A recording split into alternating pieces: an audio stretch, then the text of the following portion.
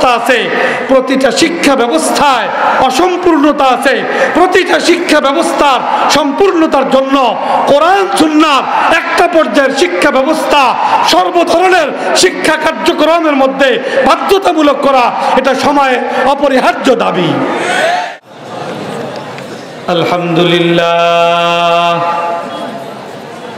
আলহামদুলিল্লাহ নাহমাদুহু ওয়া নাস্তাঈনুহু ওয়া নাস্তাগফিরুহু ওয়া নু'মিনু বিহি ওয়া নাতাওয়াক্কালু আলাইহি ওয়া নাউযু বিল্লাহি মিন শুরুরি আনফুসিনা ওয়া মিন সাইয়্যিআতি আ'মালিনা মান ইয়াহদিহিল্লাহু ফালা মুযিল্লা লাহু ومن يضلل فلا هادي له ونشهد أن لا إله إلا الله وحده لا شريك له ونشهد أن سيدنا ومولانا محمدا عبده ورسوله أرسله بالحق بشيرا ونذيرا وداعيا إلى الله بإذنه وسراجا منيرا أما بعد فأعوذ بالله من الشيطان الرجيم بسم الله الرحمن الرحيم إنا نحن نزلنا الذكر وإنا له لحافظون وقال رسول الله صلى الله عليه وسلم تركت فيكم أمرين لن تضلوا ما تمسكتم بهما كتاب الله وسنة رسوله أو كما قال عليه الصلاة والسلام سبحانك لا علم لنا إلا ما علمتنا إنك أنت العليم الحكيم আমরা সকলেই অত্যন্ত আজমত এবং মোহাব্বতের সাথে একবার রাসূল করিম সাল্লাল্লাহু আলাইহি ওয়াসাল্লামের প্রতি দুরূদ ইব্রাহিমে আমরা পাঠ করি। আল্লাহুম্মা সাল্লি আলা মুহাম্মাদিন ওয়া আলা আলি মুহাম্মাদ كما صليت على إبراهيم وعلى آل إبراهيم إنك حميد مجيد اللهم بارك على محمد وعلى آل محمد كما باركت على إبراهيم وعلى آل إبراهيم إنك حميد مجيد الحمد لله দেশের ঐতিহ্যবাহী দ্বীনি শিক্ষা প্রতিষ্ঠান জামিয়া আরাবিয়া শামসুল উলুম মাদ্রাসার ৫৫তম বার্ষিক ওয়াজ মাহফিলের সম্মানিত সভাপতি, উপস্থিত উলামায়ে কেরাম, উপস্থিত এলাকার মুরব্বিয়ানে কেরাম, দিনদার ভাইয়েরা, পর্দার আড়ালের আমার অত্যন্ত সম্মানিতা মা ও বোনেরা এবং আমার প্রাণ প্রিয় ছাত্র ভাইয়েরা, আমাদের কর্তব্য মহান রব্বুল আলামিনের দরবারে শুকরগুজারি আদায় করা, যিনি আমাদেরকে এই সুন্দর নুরানি মুবারক মাহফিলে সমবেত হয়ে কোরআন সুন্নাহর আলোচনা শুনবার, ওলামায়ে কেরামের সান্নিধ্যে সময় কাটাবার আমাদেরকে যে সুযোগ করে দিয়েছেন, তৌফিক দান করেছেন, এটা আল্লাহর পক্ষ থেকে আমাদের সকলের প্রতি অনেক বড় ইহসান, অনুগ্রহ। আল্লাহর এই অনুগ্রহ প্রাপ্তির উপরে দিল থেকে আল্লাহর শুকরিয়া আদায় স্বরূপ আমরা সকলেই বলি আলহামদুলিল্লাহ। এই শামসুল উলুম মাদ্রাসা আমাদের বাংলাদেশের জাতীয় কওমি মাদ্রাসা শিক্ষা বোর্ড বেফাকুল মাদারিসিল আরাবিয়ার সাথে নিবন্ধিত অন্যতম একটি গুরুত্বপূর্ণ দ্বীনি শিক্ষা প্রতিষ্ঠান। দীর্ঘদিন থেকে বেফাকের অধীনে এই প্রতিষ্ঠান পরিচালিত হয়ে আসছে এবং ফরিদপুর সহ গোটা দেশের মধ্যে কোরআন সুন্নাহর শিক্ষা এবং চর্চা এবং এই শিক্ষাকে সারা দেশে ছড়িয়ে দেওয়ার ক্ষেত্রে অনন্য ভূমিকা পালন করে চলেছে।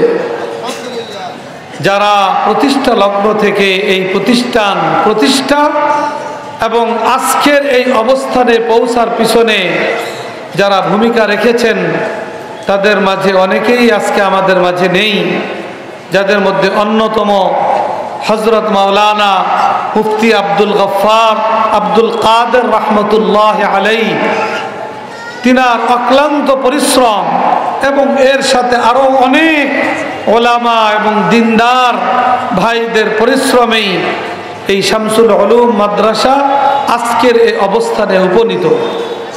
আমি বেফাকুল মাদারিসিল আরাবিয়ার একজন খাদেম হিসাবে বেফাকভুক্ত ঐতিহ্যবাহী শিক্ষা প্রতিষ্ঠানের অগ্রগতি উন্নতির জন্য আমি প্রতিষ্ঠান কর্তৃপক্ষকে আন্তরিক মোবারকবাদ জানাই, ধন্যবাদ জানাই এবং আহ্বান জানাই যে এই প্রতিষ্ঠান যেন প্রতিষ্ঠা লগ্ন থেকে এই প্রতিষ্ঠান পরিচালনায় যারা ভূমিকা রেখে গেছেন তাদের আদর্শ বুকে ধারণ করে এই প্রতিষ্ঠানকে এগিয়ে নেওয়ার ক্ষেত্রে বর্তমান পরিচালক বৃন্দ, সংশ্লিষ্ট ব্যক্তিবর্গ তারা ধারাবাহিকভাবে ভূমিকা রেখে চলবেন, এই আহ্বান তাদের প্রতি। আল্লাহ রাব্বুল আলামিন সকলকে তৌফিক দান করুন। এটা একটা কওমি মাদ্রাসা। কওমি মাদ্রাসা প্রতিষ্ঠার প্রেক্ষাপট এবং কওমি মাদ্রাসা তার প্রতিষ্ঠা লগ্ন থেকে এ পর্যন্ত কি খেদমাত আঞ্জাম দিয়ে যাচ্ছে, এর ফলাফল কি এবং এই কওমি মাদ্রাসার প্রয়োজনীয়তা কি, এই প্রতিষ্ঠানে মূল সিলেবাস এবং শিক্ষার বিষয়বস্তু কি, এই সম্পর্কে আমি কিছু আলোচনা করার ইরাদা করেছি। পাশাপাশি আমাদের দেশে আরো দুইটা শিক্ষা ব্যবস্থা আছে। একটা তো ব্যাপক শিক্ষা ব্যবস্থা, যেই শিক্ষা ব্যবস্থার সাথেই দেশের প্রায় 90% মানুষ সংশ্লিষ্ট।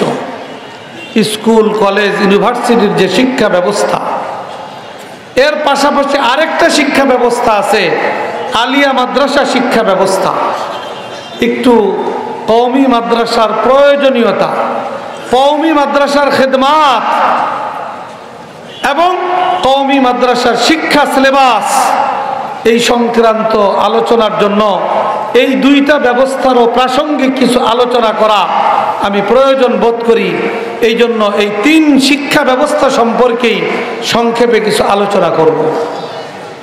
কওমি মাদ্রাসা প্রতিষ্ঠার প্রেক্ষাপট এবং এর সূচনাকালীন ইতিহাস, কখন থেকে এর সূচনা, আমি যদি একেবারে পিছনে চলে যাই তাইলে বলতে হয় এই কওমি মাদ্রাসার সূচনা হইল প্রথম মক্কার দারে আরকাম থেকে, আর দ্বিতীয়ত মদিনা শরীফের সুফা থেকে। আমরা কম বেশি সবাই জানি যে নবী করিম সাল্লাল্লাহু আলাইহি ওয়াসাল্লাম নবুয়ত প্রাপ্তির পর মক্কা নগরীতে 13 বছর কাটাইছেন। কি বলেন, ঠিক নয়? নবুয়ত প্রাপ্তির আগ পর্যন্ত আল্লাহ রসুল মক্কার প্রতিটা মানুষের কাছে সমাদৃত ছিলেন, বরণীয় গ্রহণীয় ছিলেন। কিন্তু যখন আল্লাহ রসুল আল্লাহর পক্ষ থেকে নবুয়ত প্রাপ্তির পর আল্লাহর একত্ববাদের ঘোষণা করলেন, লা ইলাহা ইল্লাল্লাহর ঘোষণা করলেন, গোটা মক্কার কাফের মুশরিকরা কুরাইশরা রসুল পাক সাল্লাল্লাহু আলাইহি ওয়াসাল্লামের বিরুদ্ধাচরণ শুরু করলো, আল্লাহ রসুলের সাথে শত্রুতা শুরু করলো এবং আল্লাহ রসুলের এই মিশন এবং ভিশন এটাকে ব্যর্থ করে দেওয়ার জন্য এমন কোনো কাজ নাই যেটা মক্কার কাফের মুশরিকরা করে নাই। সেইখানে আল্লাহ রসুলকে হত্যারও পরিকল্পনা করা হয়েছে। আল্লাহ রসুলের অনুসারী সাহাবায়ে কেরাম, তাদের মধ্যে বিশেষ করে যারা দুর্বল, যারা ভিন দেশি, হযরতে বেলাল রাদিয়াল্লাহু তাআলা আনহু, হযরতে খাব্বাব রাদিয়াল্লাহু তাআলা আনহু, হযরতে আম্মার ইবনে ইয়াসির রাদিয়াল্লাহু তাআলা আনহু, এই সমস্ত দুর্বল ভিন দেশি সাহাবায়ে কেরামের যে হৃদয় বিদারক ঘটনা, জুলুমের যে ঘটনা, কিতাবের পাতায় পাতায় সেটা উল্লেখিত আছে। আল্লাহ রসুল মক্কার কাফের মুশরিকদের নির্যাতনে একটা সময় মক্কা নগরী থেকে দূরবর্তী এলাকা তায়েফে আল্লাহ রসুল চলে গেলেন এই আশা নিয়ে যে তায়েফে গিয়ে আল্লাহর পক্ষ থেকে প্রদত্ত দায়িত্ব, আল্লাহর একত্ববাদের আহ্বান তাদের সামনে তুলে ধরা যায় কিনা, তাদেরকে ইসলামের দিকে, তাদেরকে ইসলামের ছায়াতলে সমবেত করা যায় কিনা, এই এক আশা নিয়ে আল্লাহ রসুল তায়েফের ময়দানে, তায়েফের এলাকায় ছুটে গেলেন। তায়েফে যাওয়ার পরে সেইখানের ঘটনা তো আরো মারাত্মক। কতটা কঠিন অবস্থার মধ্য দিয়ে তায়েফের সেই হৃদয় বিদারক ঘটনা আল্লাহ রসুলের অতিবাহিত হয়েছে। প্রায় 1 মাসের মতো আল্লাহ রসুল তায়েফে কাটাইছেন। সেই তায়েফের ঘটনাটা আল্লাহ রসুলের দিলের মধ্যে কতটা দাগ কাটছিল, এটা পরবর্তী একটা ঘটনার দ্বারা আপনারা বুঝতে পারবেন। উহুদের যুদ্ধ, মদিনা শরীফে হিজরত করার 3য় বছরের মাথায় উহুদের যুদ্ধ সংগঠিত হয়েছে। সেই উহুদের যুদ্ধে প্রায় 70 জন সাহাবী শাহাদাত বরণ করেছেন। আল্লাহ রসুলের চাচা হযরত হামজা রাদিয়াল্লাহু তাআলা আনহু, তিনি শহীদ হয়েছেন। তাকে শহীদ করেই ক্ষান্ত হয় নাই, তার বুক ফেড়ে কলিজা বের করে তারা চাবায়া চাবায়া মুসলমানদের সাথে তারা উপহাস করেছে। তো সেই উহুদের যুদ্ধে খালি 70 জন সাহাবী শহীদ হয়েছে এইটুকি না, রসুল পাক সাল্লাল্লাহু আলাইহি ওয়াসাল্লামের উপরেও চতুর্দিক থেকে কাফেররা, মুশরিকরা আক্রমণ চালাইছে। এবং একটা পরিস্থিতিতে আল্লাহ রসুল তার আঘাতে আঘাতে তার মাথার যে লোহার টুপি ছিল সেটা ভেঙে গেছে এবং আল্লাহ রসুলের দান্দার মোবারক শহীদ হয়ে গেছে। আল্লাহ রসুল আহত হয়ে জমিনে পড়ে গেছেন এবং শয়তান ইবলিস মুসলমানদের মনোবলকে ভেঙে দেওয়ার জন্য মুসলমানদের মধ্যে রটায় দিছে, কুতিলা মুহাম্মদ সাল্লাল্লাহু আলাইহি ওয়াসাল্লাম শহীদ হয়ে গেছে। এই রকমের কঠিন পরিস্থিতির মধ্যে কাটছে উহুদের যুদ্ধ।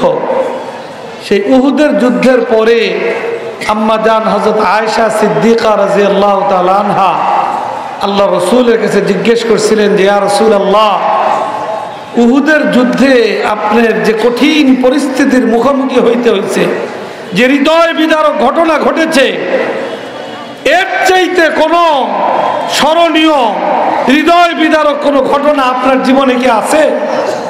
তো রসুল পাক সাল্লাল্লাহু আলাইহি ওয়াসাল্লাম এই প্রশ্নের উত্তরে বলেছেন যে তায়েফের ঘটনা এই উহুদের যুদ্ধ থেকে আরো বেশি হৃদয় বিদারক ছিল।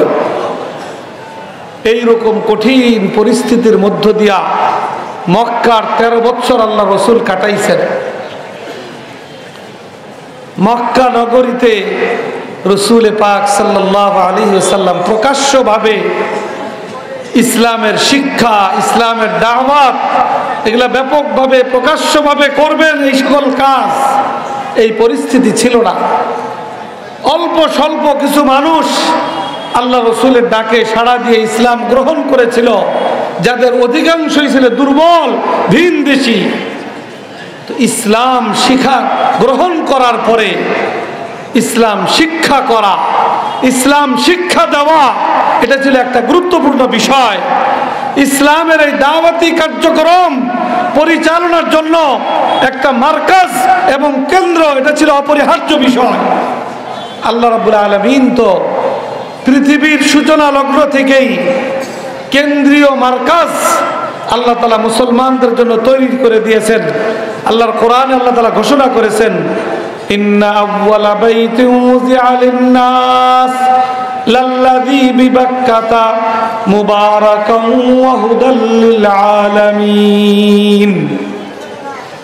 যে পৃথিবীর সর্বপ্রথম ঘর হলো সেই ঘর যেটা মক্কায় অবস্থিত, যেই ঘর পৃথিবীতে সকল আল্লাহর পক্ষ থেকে বরকত আসার মূল কেন্দ্র, আল্লাহর পক্ষ থেকে পৃথিবীতে হেদায়েতের ফয়সালা আসার মূল কেন্দ্র হলো সেই ঘর বাইতুল্লাহ। কিন্তু আল্লাহ রসুল সেই বাইতুল্লাহকে কেন্দ্র করে আল্লাহ রসুলের উপরে প্রদত্ত আল্লাহর পক্ষ থেকে দায়িত্ব আঞ্জাম দিবেন। যারা ইসলাম গ্রহণ করবে তাদেরকে ইসলামের শিক্ষা দিবেন, সেই পরিবেশ মক্কা নগরীতে ছিল না।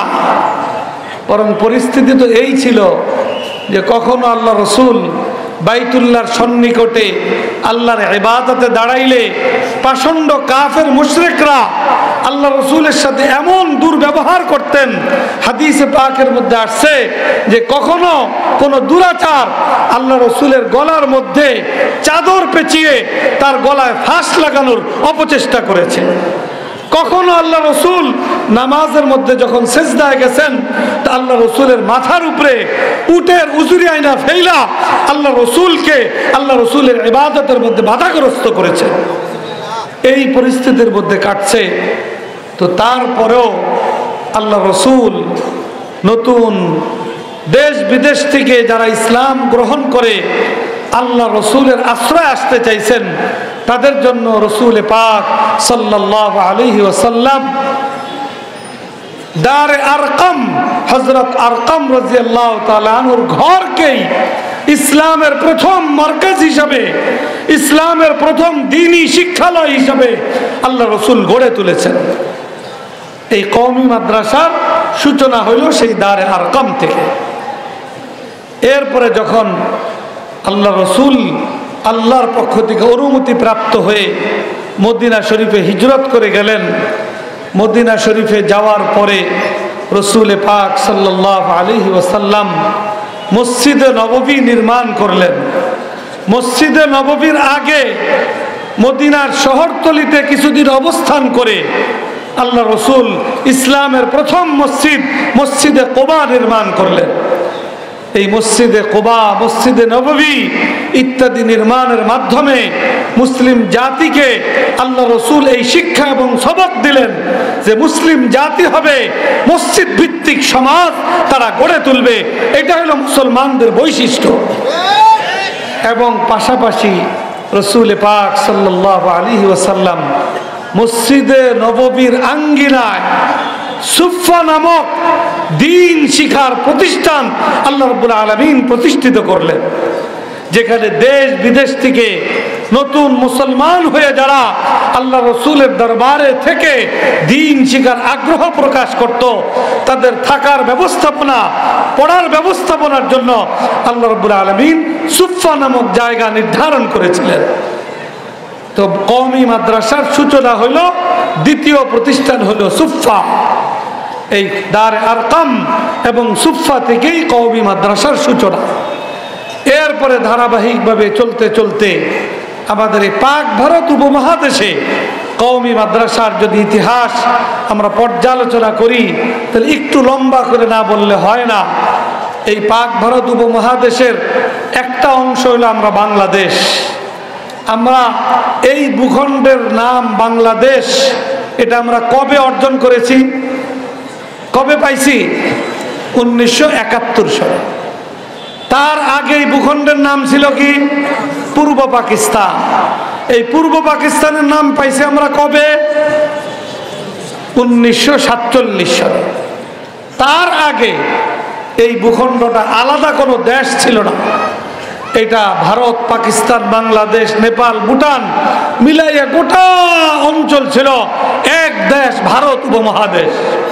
তারই একটা অংশ ছিল এই অঞ্চল। এই ভারত উপমহাদেশ 1947 সন থেকে যদি আমরা পিছনের দিকে যাই, ইতিহাস পর্যালোচনা করি, তো 47 পূর্ব প্রায় 200 বছর এই গোটা ভারতবর্ষে রাজত্ব করেছে ইংরেজরা, ব্রিটিশরা। তারা এই দেশের মানুষ না, তারা 7 সমুদ্র 13 নদী পাড়ি দিয়ে ওই ব্রিটিশ থেকে এখানে আসছিল। তারা ব্যবসার আকৃতি ধারণ করে আসছে, আইসা ছলে বলে কৌশলে। আর আমাদের তখন যারা শাসক বর্গ ছিল তাদের গাফলত আর বিলাসী জীবনের কারণে আস্তে আস্তে পর্যায়ক্রমে গোটা ভারতবর্ষে ইংরেজ এবং ব্রিটিশরা তাদের রাজত্ব প্রতিষ্ঠিত করতে সক্ষম হয়। 200 বছর তারা এই ভারতবর্ষে তাদের রাজত্ব পরিচালনা করে। তারা যখন এই ব্রিটিশরা এই ভারতবর্ষকে দখল করে নেয়, এখানে তাদের রাজত্ব প্রতিষ্ঠিত করে, তার আগে প্রায় 700-800 বছর ধারাবাহিকভাবে এই গোটা ভারতবর্ষে শাসন ক্ষমতা পরিচালনা করছে, রাজত্ব পরিচালনা করেছে মুসলমানগণ। মুসলমানদের ইতিহাস এই ভারতবর্ষে 700-800 বছরের ইতিহাস। তো মুসলমানদের এই 700-800 বছরের দেশ পরিচালনার মধ্য দিয়া এই গোটা ভারতবর্ষ ছিল তৎকালীন বিশ্বে একটা অন্যতম দেশ, সভ্য দেশ, শিক্ষিত দেশ এবং অর্থনৈতিকভাবে অত্যন্ত সমৃদ্ধ দেশ ছিল এই ভারতবর্ষ। ইসলামের দুশমনদের এটা কোনোভাবেই সহ্য হচ্ছিল না। এই জন্যই তারা পরিকল্পিতভাবে ব্যবসার আকৃতি নিয়ে, ব্যবসার আকৃতিতে ভারতবর্ষে আসছে। আইসা ধীরে ধীরে এই ভারতবর্ষকে তারা দখল করে নেয়। তো যেহেতু পূর্বে মুসলমানদের রাজত্ব ছিল, তো মুসলমানদের রাজত্ব চলাকালীন সময়ে গোটা ভারতবর্ষের শিক্ষা ব্যবস্থা ছিল, জাতীয় শিক্ষা ব্যবস্থা ছিল ইসলাম ধর্মভিত্তিক তথা কোরআন সুন্নাহ ভিত্তিক শিক্ষা ব্যবস্থাই ছিল এই ভারতবর্ষের জাতীয় শিক্ষা ব্যবস্থা। এবং এই ধরনের শিক্ষা প্রতিষ্ঠান এত ব্যাপক ছিল যে এক বাংলা অঞ্চলে, বাংলা অঞ্চল বলতে বোঝায় হলো যেই অঞ্চলের মানুষের মাতৃভাষা হলো বাংলা ভাষা। তার মধ্যে 1 নম্বর আমাদের বাংলাদেশ। বাংলাদেশের পুরা দেশের মানুষের মাতৃভাষা হলো কি? বাংলা। এর পাশে ভারতের পশ্চিমবঙ্গ, ওই অঞ্চলের মানুষেরও ভাষা হলো বাংলা ভাষা। এইদিকে আমাদের সিলেটের ওপারে আসাম ইত্যাদি বেশ এলাকা ধরা ওই এলাকার মানুষেরও মাতৃভাষা হইল বাংলা ভাষা।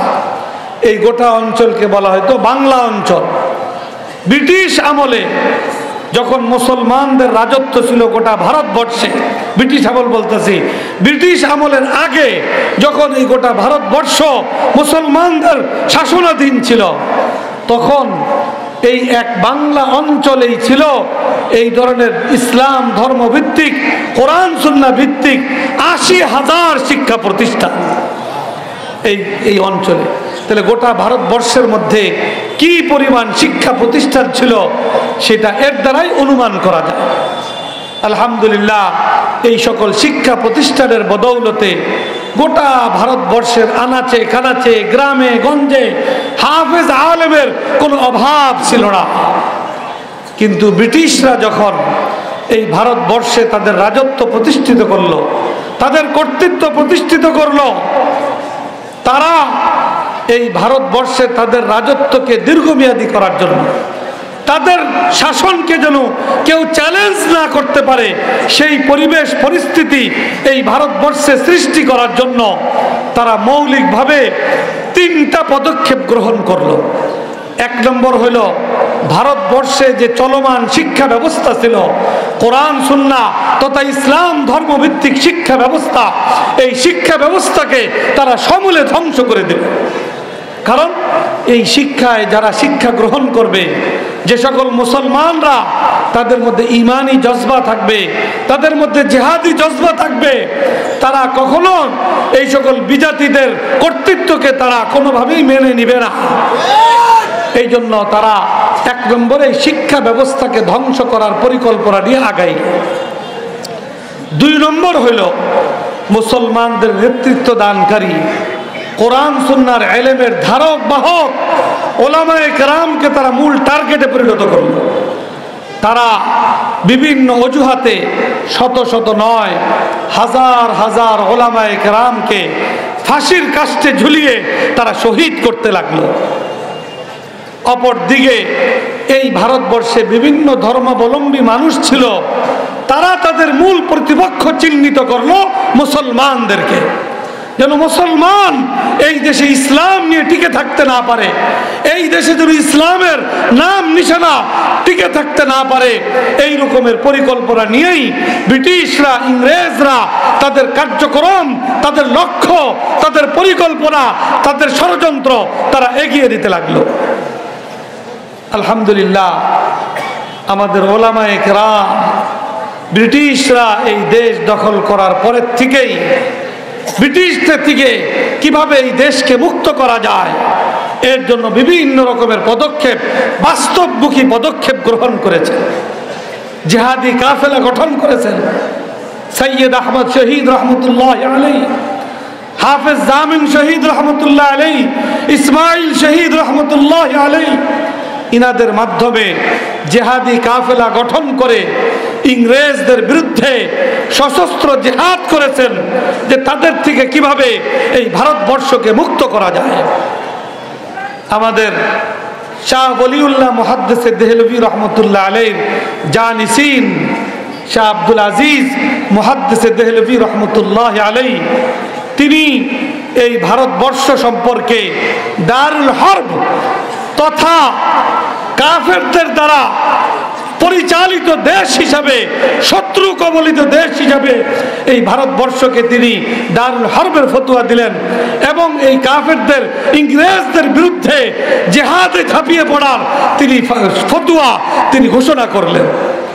এইভাবে তৎকালীন ওলামায়ে কেরাম ইংরেজের বিরুদ্ধে একের পর এক বাস্তবমুখী বিভিন্ন রকমের পদক্ষেপ গ্রহণ করছিল, কিন্তু আল্লাহর কুদরতি ফয়সালা ছিল যে বিভিন্ন পদক্ষেপ কিছু দূর আগাইয়া সেইগুলা নাকাম হচ্ছিল একের পর এক।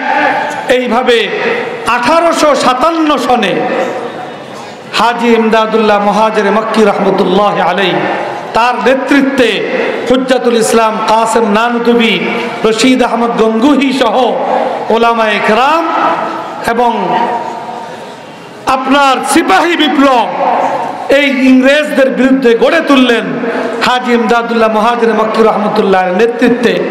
কিন্তু সেই বিপ্লবও বাহ্যিকভাবে নাকাম হইল। নাকাম হওয়ার পরে ওলামায়ে কেরাম খুব চিন্তিত হয়ে পড়লেন যে ইংরেজরা যেভাবে অগ্রসর হচ্ছে, ইংরেজরা যেভাবে গোটা দেশটিকে আলেমকে শূন্য করে ফেলছে, গোটা দেশকে ওলামা শূন্য করার পরিকল্পনা নিয়ে আগাচ্ছে, গোটা দেশের থেকে ইসলামী শিক্ষা ব্যবস্থাকে সমূলে ধ্বংস করে দিয়েছে। এই অবস্থা যদি চলতে থাকে তাহলে ভবিষ্যৎ ভারতবর্ষের ভবিষ্যৎ অন্ধকার। এই দেশের মুসলমানদের পরবর্তী প্রজন্ম ঈমান ইসলাম থেকে তারা বঞ্চিত হয়ে যাবে। এই রকমের একটা শঙ্কা আমাদের তৎকালীন ওলামায়ে কেরাম তারা উপলব্ধি করতে লাগলেন। এই উপলব্ধি থেকে তারা আল্লাহর কাছে দোয়া দুরুদ, কান্নাকাটি এবং সাধ্য অনুযায়ী চেষ্টা মেহনত, এই সব কিছুর বিনিময়ে আল্লাহ রাব্বুল আলামিন 1866 সনে ইংরেজদের অধীনে থাইকা আমাদের তৎকালীন আকাবিরিন বুজুর্গানে দ্বীন মুসলমান সমাজকে উদ্বুদ্ধ করে রাষ্ট্রের কোনো ধরনের সহযোগিতা ছাড়া, সরকারের কোনো ধরনের আনুকূল্য ছাড়া মুসলমান সমাজের সহায়তায় এবং সহযোগিতায় 1866 সনে ভারতের উত্তর প্রদেশে সাহারানপুর জেলার দেওবন্দ নামক গ্রামে দারুল উলুম দেওবন্দ নামক আল্লাহ প্রদত্ত, আল্লাহর পক্ষ থেকে এলহামি এই দ্বীনি শিক্ষা প্রতিষ্ঠান আমাদের সেই সকল আকাবিরিনগণ গড়ে তুললেন। যখন দারুল উলুম দেওবন্দের যাত্রা শুরু হয়, অত্যন্ত দুর্বল অবস্থায়, খুবই সংকুচিত অবস্থায়। আমরা তো একটা প্রতিষ্ঠান করতে চাইলে আগে কিছু জমির ব্যবস্থা করি, ঘর দুয়ার করি, 2-4 জন শিক্ষক নিয়োগ দেই, 20-30 জন 50 জন ছাত্রর ব্যবস্থা করি, তারপর একটা শিক্ষা প্রতিষ্ঠানের সূচনা করি। আমাদের আকাবিরিনগণ এমন প্রতিকূলতার মধ্য দিয়ে দারুল উলুম দেওবন্দের সূচনা করেছিলেন যে সেখানে জমিন তো দূরের কথা, ঘর দুয়ার তো দূরের কথা, একটা গাছের নিচে একজন ওস্তাদ আর একজন ছাত্র নিয়ে দারুল উলুম দেওবন্দের সূচনা করেছিলেন। এবং যদিও অত্যন্ত দুর্বল অবস্থা, বাহ্যিকভাবে অত্যন্ত সংকীর্ণ অবস্থার মধ্য দিয়ে দারুল উলুম দেওবন্দের সূচনা হয়েছে, কিন্তু দারুল উলুম দেওবন্দের সূচনাকারী আমাদের সেই সকল আকাবিরিন বুজুর্গানে দ্বীন, তাদের দিলের মধ্যে স্বপ্ন ছিল অনেক সুদূর প্রসারী, পরিকল্পনা ছিল দীর্ঘমেয়াদী এবং ব্যাপক পরিকল্পনা নিয়েই তারা দারুল উলুম দেওবন্দের সূচনা করেছিলেন। দারুল উলুম দেওবন্দ প্রতিষ্ঠার মূল লক্ষ্য ছিল যে এই ভারতবর্ষে মুসলমানদের ঈমান ইসলাম যদি রক্ষা করতে হয়, তাহলে ভারতবর্ষে কোরআন সুন্নাহর শিক্ষা এবং চর্চা, এটাকে বজায় রাখার ব্যবস্থাপনা, এটাকে নিশ্চিত করতে হবে। এখন এখানে ইংরেজরা তো তারা মূল টার্গেটই বানাইছে মুসলমানদেরকে, এখানে ইসলাম শূন্য করার পরিকল্পনা নিয়েই তারা আগাচ্ছে। অতএব তাদের দ্বারা কোনো সহযোগিতা নিয়ে প্রকৃত কোরআন সুন্নাহর শিক্ষা ব্যবস্থা এই ভারতবর্ষে চলমান রাখা, চালু করা, এটা কখনো সম্ভবপর নয়। এই জন্য আমাদের তৎকালীন উলামায়ে কেরাম মুসলমানদেরকে বুঝাইলেন যে মুসলমানদের ঈমান ইসলাম যদি রক্ষা হতে হয়, তার হেফাজত হতে হয়, তাহলে কোরআন সুন্নাহর শিক্ষার ব্যবস্থাপনা অপরিহার্য। এই কোরআন সুন্নাহর শিক্ষা ব্যবস্থাপনা যদি করতে হয়, তাহলে মুসলমানদেরকে এই ধরনের শিক্ষা প্রতিষ্ঠা এবং পরিচালনার জন্য গণচাঁদার মাধ্যমে এই সকল শিক্ষা প্রতিষ্ঠা এবং পরিচালনার জন্য তাদেরকে প্রস্তুত হইতে হবে। আলহামদুলিল্লাহ, একটা শিক্ষা ব্যবস্থা সরকারের আনুকূল্য, সরকারের কোনো ধরনের অর্থনৈতিক সাহায্য সহযোগিতা ছাড়া গড়ে তোলা, এটা কোনো চারটিখানি বিষয় নয়, এটা একটা অসম্ভব বিষয়। কিন্তু আল্লাহ রাব্বুল আলামিন আমাদের আকাবিরিনদের বুজুর্গানে দ্বীনের ইখলাস এবং লিল্লাহিয়াতের বদৌলতে আল্লাহ রাব্বুল আলামিন সরকারের সর্বপ্রকার প্রভাব এবং নিয়ন্ত্রণ মুক্ত থেকে, সরকারের অর্থনৈতিক সর্বপ্রকার সাহায্য থেকে মুক্ত থেকে, মুসলমানদের সহযোগিতায় এবং উলামায়ে কেরামের নেতৃত্বে এবং তত্ত্বাবধানে এই দারুল উলুম দেওবন্দের মাধ্যমে এই কওমি মাদ্রাসা শিক্ষা ব্যবস্থা গোটা ভারত উপমহাদেশে উলামায়ে কেরাম গড়ে তোলেন। দারুল উলুম দেওবন্দ 1866 সালে প্রতিষ্ঠিত হয়েছে, একটা প্রতিষ্ঠান। কিন্তু দারুল উলুম দেওবন্দের আকাবিরিনদের লক্ষ্য ছিল যে প্রতিটা ছাত্রর মধ্যে এমন মানসিকতা গড়ে তোলা হবে যে প্রত্যেকেই যার যার এলাকায় গিয়ে দারুল উলুম দেওবন্দের অনুকরণে তারা শিক্ষা প্রতিষ্ঠান গড়ে তুলবে। তারা সেই প্রতিষ্ঠানের মাধ্যমে মুসলমানদের সন্তানদেরকে কোরআন সুন্নাহর শিক্ষা দিয়ে তাদের ঈমান ইসলাম রক্ষার ব্যবস্থা গ্রহণ করবে। এটা ছিল অন্যতম মাকসাদ।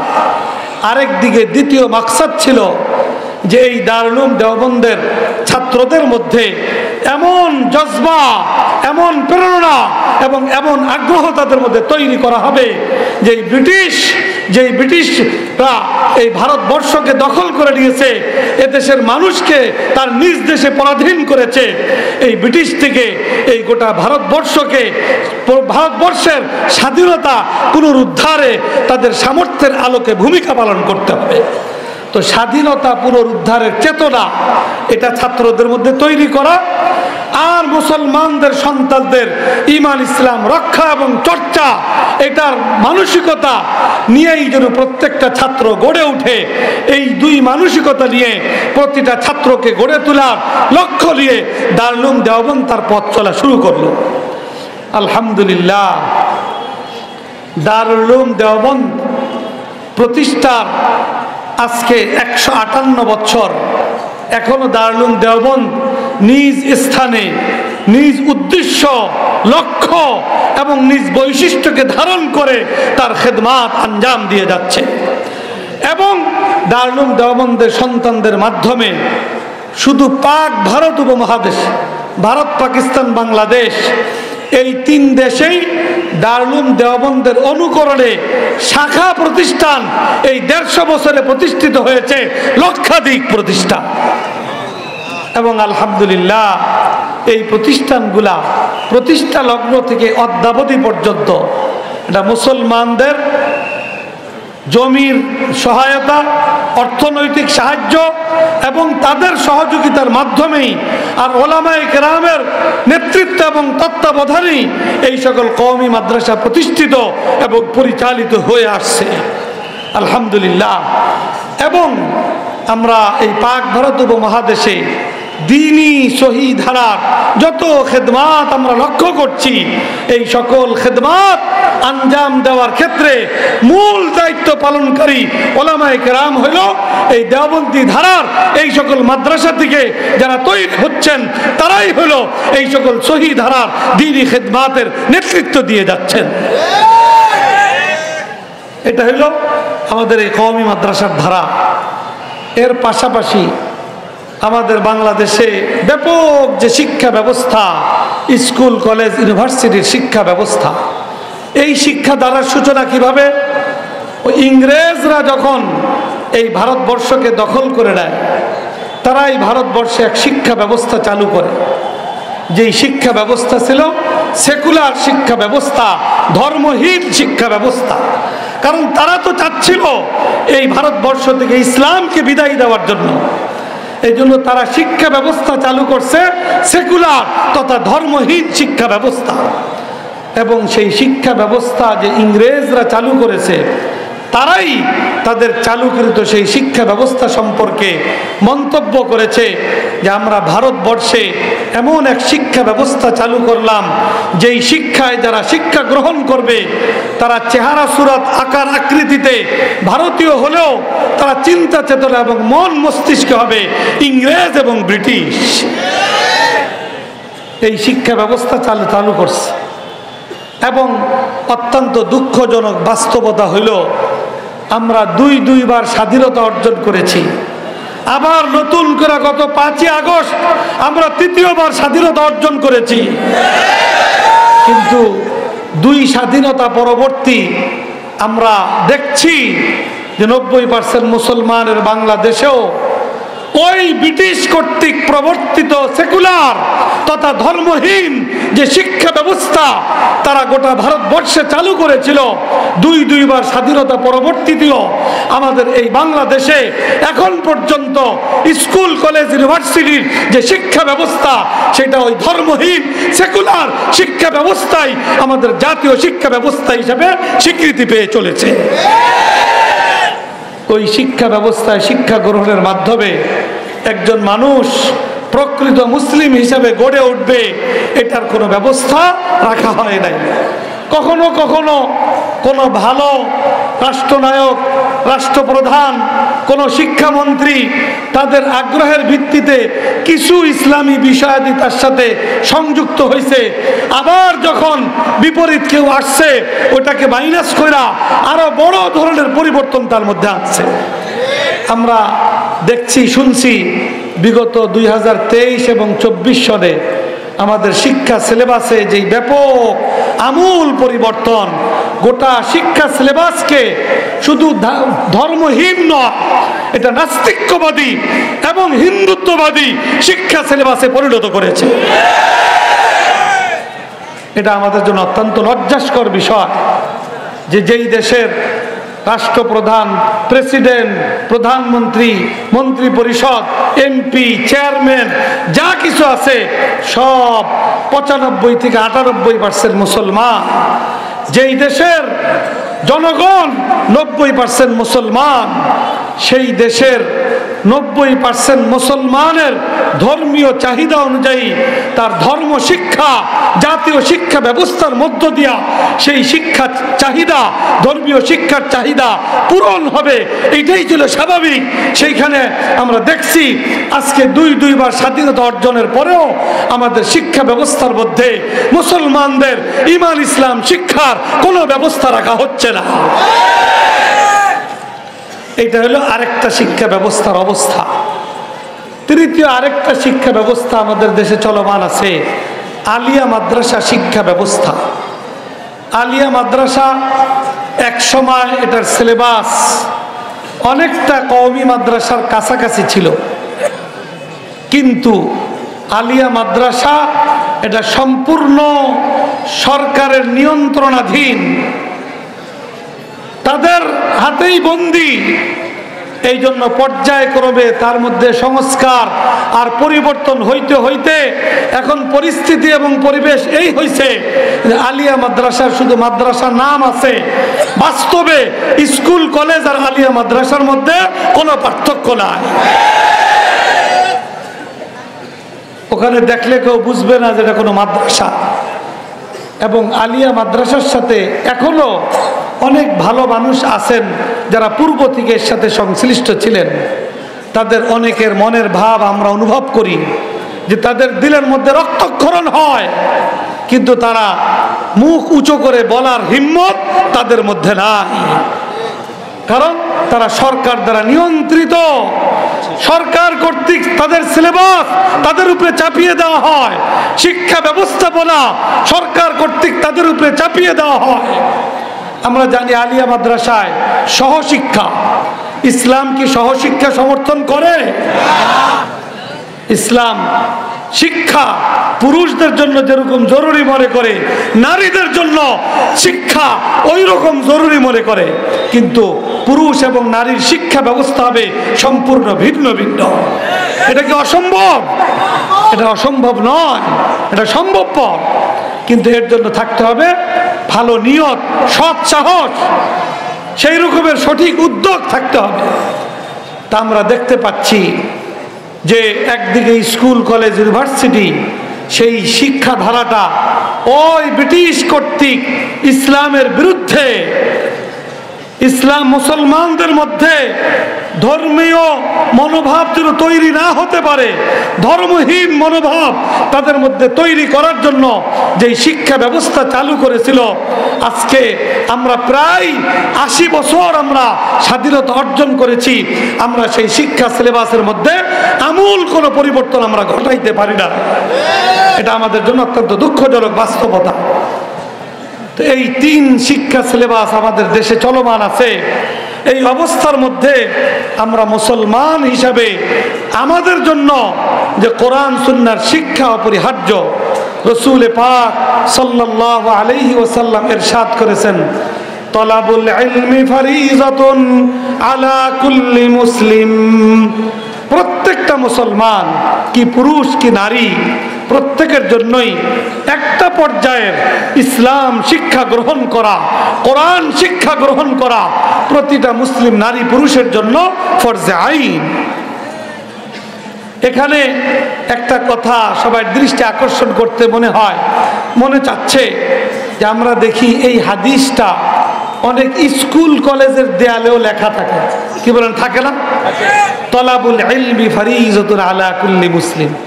তারা এটা বাংলা অনুবাদ করে জ্ঞান অর্জন করা প্রত্যেকটা মুসলমানের উপরে ফরজ। এই হাদিস এবং এর এই অর্থ স্কুল কলেজের দেয়ালে লেখার মধ্য দিয়া তারা অবশ্যই এটা বুঝাইতে চায় যে স্কুল কলেজে যা পড়ানো হয় এটাও ফরজ।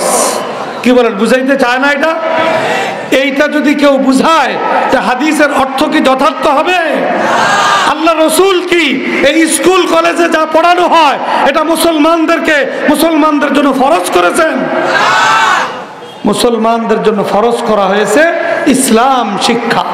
তো তলাবুল ইলমি এই হাদিসের উদ্দেশ্য হলো ইলম আই ইলমাদ দ্বীন, দ্বীনের ইলম অর্জন করা প্রতিটা মুসলিম নারী পুরুষের জন্য ফরজ কর্তব্য। আজকে আমাদের অত্যন্ত দুঃখজনক বাস্তবতা যে 90% মুসলমানের দেশে আল্লাহ রসুলের হাদিসের এই ভুল ব্যাখ্যা, ভুল বুঝ মুসলমানদের মধ্যে এটার প্রচলন চলছে। অতএব আমাদেরকে এই হাদিসের সঠিক উদ্দেশ্য এবং সঠিক ব্যাখ্যা মুসলমানদের মধ্যে ব্যাপকভাবে তুলে ধরা এটা উলামায়ে কেরামের জিম্মাদারি। এই সঠিক কথাটা আমাদেরকে সঠিক জায়গায় বলতে হবে। স্কুল কলেজ ইউনিভার্সিটিতে যা পড়ানো হয় ওইটা পড়া নিষেধ, আমি এই কথা বলবো না। ওইখানেও অনেক জরুরি কিছু পড়ানো হয়, ডাক্তার হওয়া, ইঞ্জিনিয়ার হওয়া, হ্যাঁ, এরকম আইনজীবী হওয়া, লয়ার হওয়া, এটাও তো সমাজের প্রয়োজন। কিন্তু ওই প্রয়োজনীয়তা ভিন্ন পর্যায়ে, আমাদের দুনিয়ার প্রয়োজন। কিন্তু একজন মুসলমান তার দুনিয়া এবং আখিরাত উভয় প্রয়োজন পূরণের জন্য আল্লাহ রসুলের পক্ষ থেকে ইসলামের শিক্ষা তাদের জন্য ফরজ করা হয়েছে।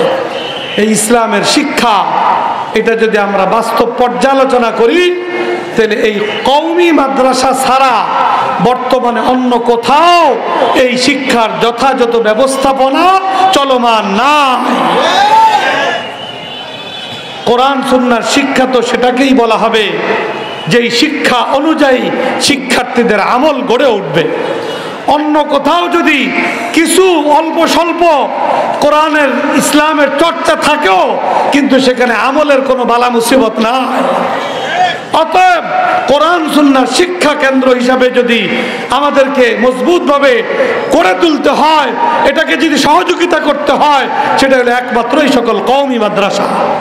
আলহামদুলিল্লাহ, আজকে এই 150 বছর ধরে ব্রিটিশরা এখানে 200 বছর রাজত্ব করেছে। তারা চেয়েছিল এই ভারতবর্ষকে স্পেনের মতো গড়ে তুলতে। স্পেনে মুসলমানদের রাজত্ব চলেছে 700 বছর। এরপরে যখন খ্রিস্টানরা সেটাকে দখল করেছে, গোটা স্পেনকে ইসলাম থেকে এমনভাবে শূন্য করেছে যে আজকে তারপরে আবার 700 বছর অতিবাহিত হওয়ার পরেও স্পেনের রাজধানী কর্ডোবা জামে মসজিদ আজকে ইতিহাসের সাক্ষী হয়ে মিউজিয়াম হয়ে দাঁড়িয়ে আছে, কিন্তু সেটা মসজিদ হিসাবে নামাজ পড়ার অবস্থা সেখানে বজায় নাই। ইংরেজরা চেয়েছিল ভারতবর্ষেও ঠিক ওই রকম অবস্থার সৃষ্টি করতে, কিন্তু আমাদের আকাবিরিন বুজুর্গানে দিন তারা সময়োচিত পদক্ষেপ গ্রহণ করেছেন, এই সকল কওমি মাদ্রাসা প্রতিষ্ঠা করেছেন। নিজেরা খেয়ে না খেয়ে মুসলমানদেরকে উদ্বুদ্ধ করে তাদের সর্বাত্মক সহযোগিতায় এই সকল কওমি মাদ্রাসা গড়ে তুলেছেন। অতএব মুসলমানদের ইমানি ফরিজা, সামাজিক দায়িত্ব, যাদেরকে আল্লাহ রাব্বুল আলামিন সামাজিকভাবে গুরুত্বপূর্ণ জিম্মাদারি দিয়েছেন, সামাজিকভাবে আধিপত্য যাদেরকে দান করেছেন, যাদের সামাজিকভাবে নেতৃত্ব এবং কর্তৃত্ব যে সকল মুসলমানদেরকে আল্লাহ তাআলা অর্পণ করেছেন, তাদের কর্তব্য সামাজিকভাবে এই সকল কোরআনী প্রতিষ্ঠান, ইসলামের এই সকল শিক্ষা প্রতিষ্ঠান, কওমি মাদ্রাসাকে সর্বাত্মক সহযোগিতা দেওয়ার মাধ্যমে এইগুলাকে এগিয়ে নেওয়া, এটা মুসলমান সমাজের ইমানি ফরিজা এবং দায়িত্ব কর্তব্য। সেই সাথে আমাদের এটাও দায়িত্ব কর্তব্য, ওলামায়ে কেরাম সহ গোটা মুসলমান সমাজের এটা দায়িত্ব কর্তব্য যে আমরা দুইবার স্বাধীনতা অর্জনের পরেও আমাদের জাতীয় শিক্ষা ব্যবস্থায় ইসলাম শিক্ষা আমরা নিশ্চিত করতে পারি নাই, কোরআনের শিক্ষা আমরা নিশ্চিত করতে পারি নাই। আমাদের এটাই বাস্তবতা যে 17-18 বছর পর্যন্ত একটা ছেলে মেয়ে স্কুল কলেজ ইউনিভার্সিটিতে পড়ার পরেও তার পুরা কোরআন শরীফ তো দূরের কথা, সূরা ফাতিহাটাও সহি শুদ্ধভাবে পড়ার যোগ্যতা তার অর্জন হয় না। নামাজ তো অনেক রকমের আছে, আমরা ওয়াক্তিয়া নামাজ পড়ি, জুমার নামাজ আছে, ঈদের নামাজ আছে। সবচেয়ে সহজ নামাজ হলো জানাজার নামাজ।